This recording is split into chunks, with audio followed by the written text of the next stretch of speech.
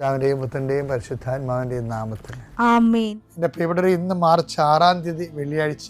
അമ്മേ പരിശുദ്ധ അമ്മേ, അമ്മേ പരിശുദ്ധമേ, ദൈവമാതാവേ, കൃപാസനത്തിലൂടെ ഞങ്ങൾക്കും ഞങ്ങളുടെ ദേശത്തിനും അമ്മ മധ്യസ്ഥം തേടി തന്ന എല്ലാ അനുഗ്രഹങ്ങൾക്കും കൃപകൾക്കും ഞങ്ങളിപ്പോൾ ഹൃദയം നിറഞ്ഞ നന്ദി പറയുന്നു.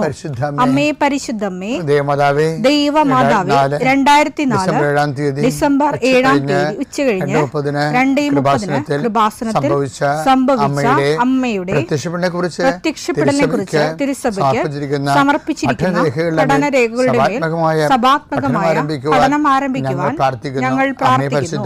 അമ്മേ പരിശുദ്ധമേ, ഭൂസ്വർലോകങ്ങളുടെ രാജ്ഞിയായ അങ്ങേയ്ക്ക് ഭൗമസംരക്ഷണത്തിനായി പ്രപഞ്ചപ്രകൃതിയെ തന്നെ തിരുസഭ പ്രതിഷ്ഠിക്കുവാൻ ഈ പ്രത്യക്ഷീകരണം വഴി ഇടയാക്കണമേ. പരിശുദ്ധമേ, ജപമാല മാതാവേ, സകല കൃപാസനം പ്രാർത്ഥനയോടും ചേർത്ത് ഞങ്ങളിപ്പോൾ പ്രാർത്ഥിക്കുന്ന ഈ കുടുംബത്തിന്റെ പ്രത്യേക നിയോഗം പറ മക്കളെ.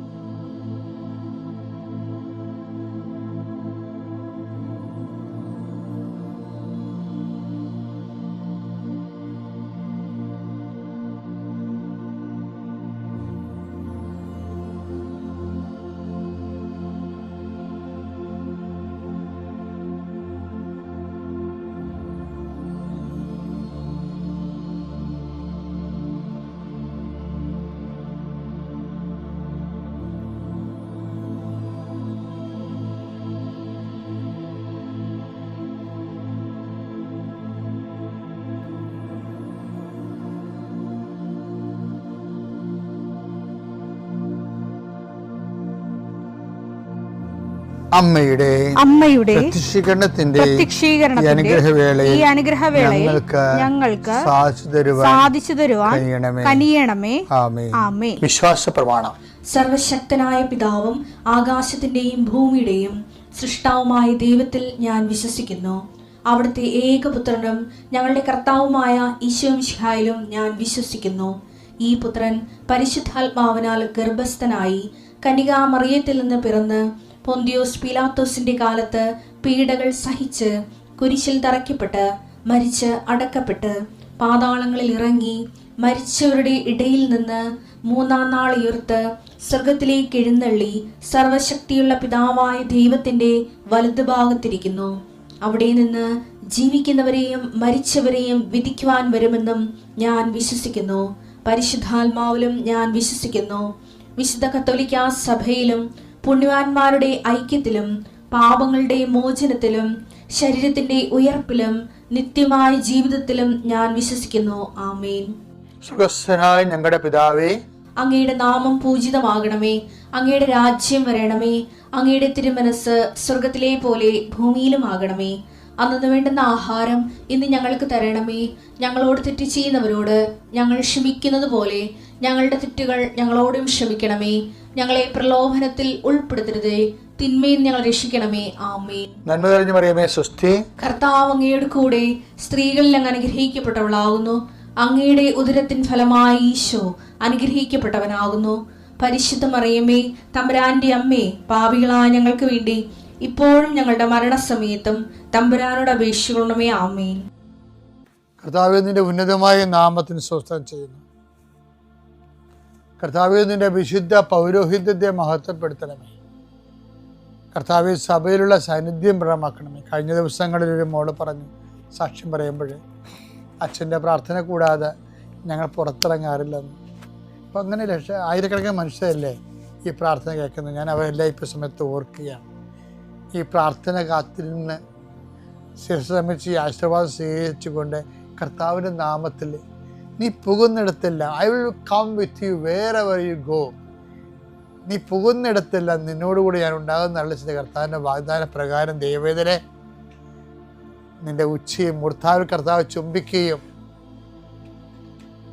തൻ്റെ അണിപ്പെടുതാകുന്ന അത്ഭുതകരം കൊണ്ട് നിന്റെ കൈകളെ കർത്താവ് ഷെയ്ക്കാൻ ചെയ്യുകയും നിനക്ക് കർത്താവ് ആശംസകൾ നേർന്നുകൊണ്ട് നിന്റെ ജീവിത വഴികളിൽ നീ എവിടെ പോയാലും ആരെ കണ്ടാലും അവിടെ എല്ലാം കർത്താവ് നിറഞ്ഞു നിൽക്കാനും മാതാവിൻ്റെ മധ്യസ്ഥം നിനക്ക് ലഭിക്കാൻ ഇടയാക്കണമെന്ന് പ്രാർത്ഥിക്കുന്നു.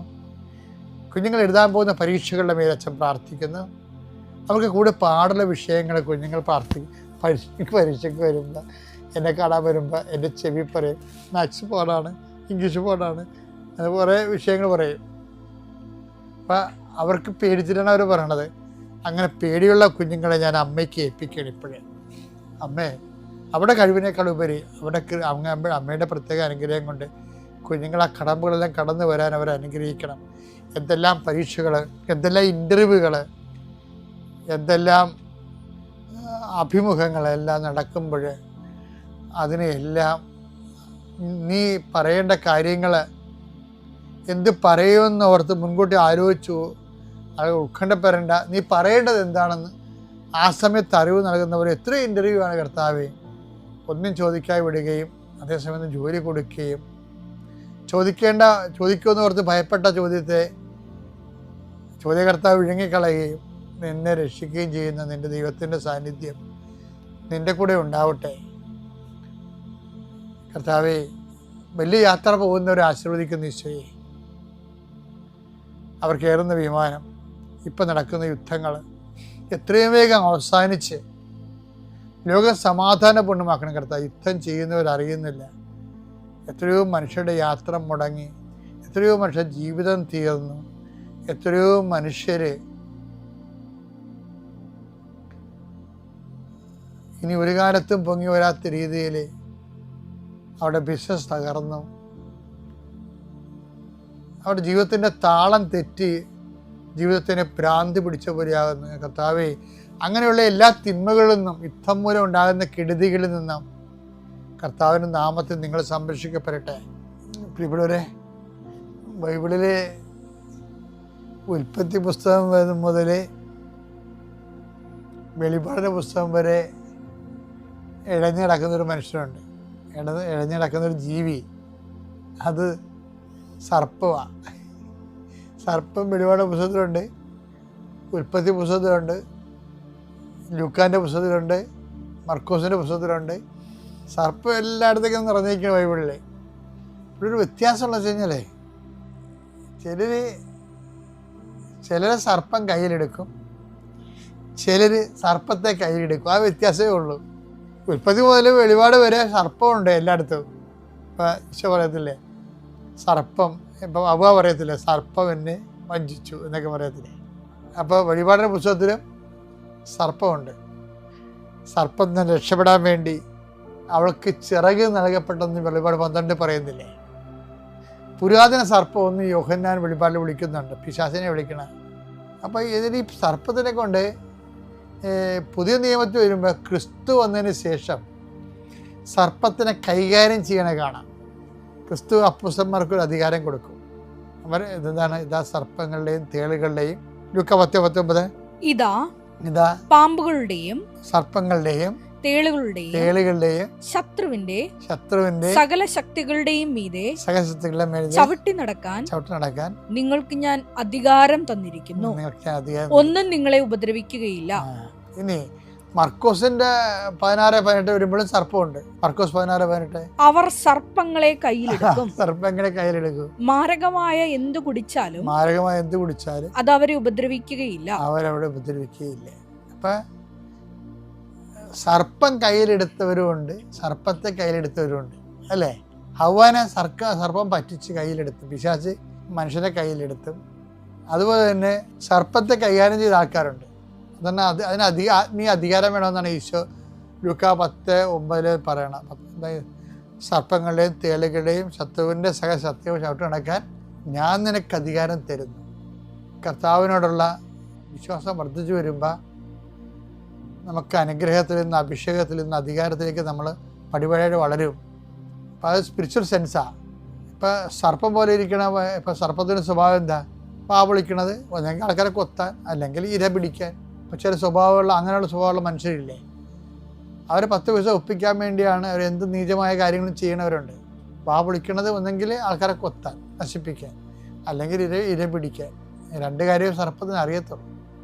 അപ്പോൾ ഇങ്ങനെയുള്ള ആൾക്കാരെ നമ്മൾ നമ്മുടെ കമ്പനികളിലും സ്കൂളിലും എല്ലായിടത്തും നമുക്കിങ്ങനെയൊക്കെയുള്ള ഈ സ്വഭാവമുള്ള ആൾക്കാരെ കണ്ടെത്താൻ കഴിയും.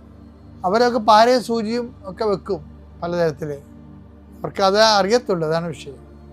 പക്ഷെ നമ്മളെ ഇതിനെ അതിജീവിക്കണം എന്നുണ്ടെങ്കിൽ ചില ഗ്രൂപ്പുകൾ ഉണ്ടാക്കും, അവർക്കെതിരെ ഒരു ഗ്രൂപ്പ് ഉണ്ടാക്കി വെക്കും, ചില കേസുകളൊക്കെ ഉണ്ടാക്കും.